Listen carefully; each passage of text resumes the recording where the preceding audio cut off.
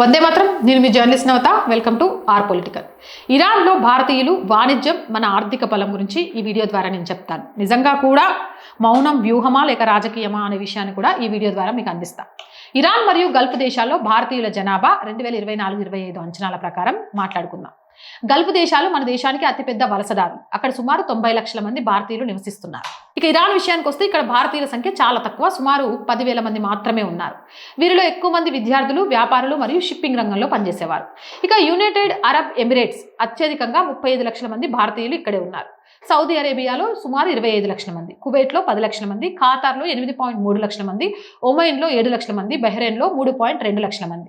ఇక మతపరమైన జనాభా విషయానికి వస్తే గల్ఫ్ దేశాల్లో ఉన్న భారతీయుల మతపరమైన గణాంకాలను అధికారికంగా ప్రతి దేశం విడివిడిగా ప్రకటించదు. కానీ వివిధ సర్వేల ప్రకారం ముస్లింలు సుమారు 50%, హిందువులు 25%, క్రైస్తవులు 25%. ఇది సౌదీ అరేబియా వంటి దేశాల్లో హిందూ జనాభా శాతం కొంచెం తక్కువగా ఉండొచ్చు, కానీ యుఏఈ మరియు ఒమెన్ వంటి చోట్ల గణనీయంగా ఉంది. ఇక వాణిజ్య విలువలకు వస్తే భారత్ చేసే వాణిజ్యంలో గల్ఫ్ దేశాల వాటా చాలా పెద్దది.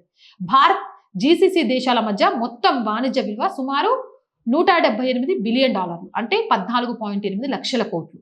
ఇక యుఏఈతోనే మనకు అత్యధికంగా 85 బిలియన్లకు పైగా వ్యాపారం జరుగుతోంది. అంతర్జాతీయ ఆంక్షల వల్ల ఇరాన్తో మన వాణిజ్యం క్రమంగా తగ్గింది. ప్రస్తుతం ఇది కేవలం $1.7 బిలియన్, అంటే 14,000 కోట్లు మాత్రమే. మరి ఆర్థికంగా చూస్తే భారత్కి జీసీసీ దేశాలతోనే అత్యధిక లాభం ఉంది. రెమిటెన్స్ గల్ఫ్ దేశాల్లోని భారతీయులు ఏటా సుమారు $40 బిలియన్ ఇండియాకు పంపిస్తున్నారు. ఇది మన ఆర్థిక వ్యవస్థకు వెన్నుముక. ఇక మనకు కావాల్సిన ముడి చమురు మరియు గ్యాస్ లో మెజారిటీ వాటా సౌదీ, యుఏఈ, ఖాతార్ నుండే వస్తుంది. యుఏఈ మరియు సౌదీ అరేబియా భారత్లోని ఇన్ఫ్రాస్ట్రక్చర్, టెక్నాలజీ రంగాల్లో $1 బిలియన్ పెట్టుబడులు పెడుతున్నాయి. ఇరాన్ మనకు భౌగోళికంగా వ్యూహాత్మక భాగస్వామి అయినప్పటికీ ఆర్థికంగా, ఉద్యోగరీత్యా గల్ఫ్ దేశాలు భారత్కి అత్యంత కీలకమైన ఆర్థిక మిత్రులు. కేవలం 10,000 మంది, 14,000 కోట్ల రూపాయల వ్యాపారం కోసం ఇరాన్ను నెత్తిన పెట్టుకుని లక్షల మంది నివసించే మిగిలిన గల్ఫ్ ని, లక్షల కోట్ల వాణిజ్యాన్ని భారత్ వదులుకోదు. నిజానికి ఇరాన్ లో ఉన్న భారతీయుల కంటే మిగిలిన గల్ఫ్ దేశాల్లోనే భారతీయులు ఎక్కువగా ఉన్నారు. వాళ్ళలో ఎక్కువ శాతం ముస్లింసే. ఇక్కడ ఏడుస్తున్న ముస్లింస్ కి కూడా ఈ విషయం తెలుసు. కానీ భారత్ ఎవరికి మద్దతు ఇస్తే వాళ్ళని వ్యతిరేకించడం, ద్వేషించడం ఇక్కడ ముస్లింస్ కి అలవాటైపోయింది. కాంగ్రెస్ పార్టీ చేసిన గారాబా ఫలితం ఇది.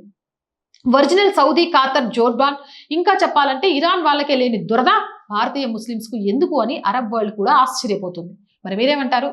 మీ అభిప్రాయం ఏంటి అనేది కామెంట్ చేయండి. అండ్ రోజు చెప్తుందేనండి, ఆర్ గ్రూప్ ఆఫ్ ఛానల్స్ మీ అందరికీ తెలుసు. Our voice, our political, our Sanskriti, 3 మన ఛానల్సే. So please subscribe our channels. Content బాగుంది అనిపిస్తే లైక్ చేయండి, షేర్ చేయండి. ఆర్థికంగా సపోర్ట్ చేయాలి అనుకుంటే ఆర్ వాయిస్కి సబ్స్క్రిప్షన్ పక్కనే జాయిన్ అనే బటన్ ఉంది. 1 to 5 లెవెల్స్ ఉన్నాయి. ఏదో ఒక లెవెల్లో సపోర్ట్ చేయండి. లేదా స్క్రీన్ మీద గూగుల్ పే, ఫోన్ పేతో పాటు అకౌంట్ డీటెయిల్స్ ఉన్నాయి. మీకు తోచిన సహాయాన్ని అందించవచ్చు. వ్యాపార ప్రకటనల కోసం 8328500576 నెంబర్ని సంప్రదించండి. జై హింద్, జై భారత్.